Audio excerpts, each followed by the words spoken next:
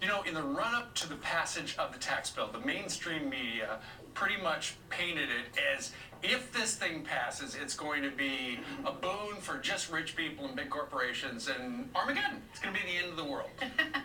The Washington Free Beacon put together a montage where you hear some of the hyperbole before the tax bill passed, and then it is ended each time with a little bit of clarity on what actually happened. Watch this.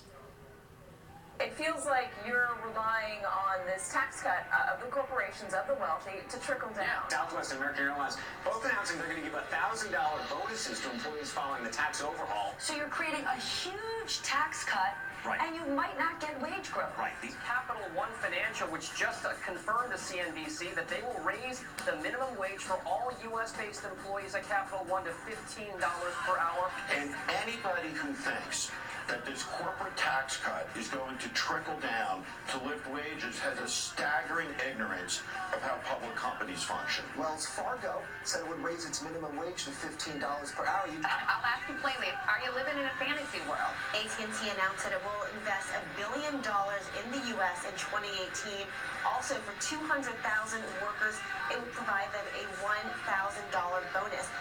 That is, how do I say this nicely, absolute nonsense. There are no examples anywhere of companies distributing their tax savings to their workers. Sinclair Broadcasting and Kansas City Southern are among others committing to bonuses. Generally speaking, when companies get tax cuts, they keep them for themselves and distribute them to the shareholders. BB&T pledging to give out bonuses of $1,200 for almost 75% of its workforce. That was brilliant. That's awesome.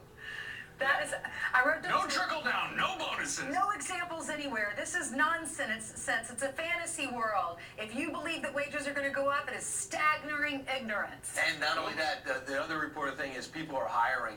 They feel as though they can hire. They feel, and guess what? When they hire, there's now competition for the worker. If you want competition for the worker, that's the best way to get a salary increase and get better benefits. And Brian, to your point earlier when we were talking about the light bill here, there are a number of utilities, public utilities and privately held utilities that are going to reduce their rates to the folks because they got a cut in their taxes from Uncle Sam. My dad will be so glad. Nobody saw that coming. Growing up, you had to turn the light off every time you left, and my dad made it a habit for us. I do it every time now. So we had a big decision as a family to go on dimmers. You know, I remember it was very controversial. Really? Yeah, I couldn't do it myself, but we would dim a little bit.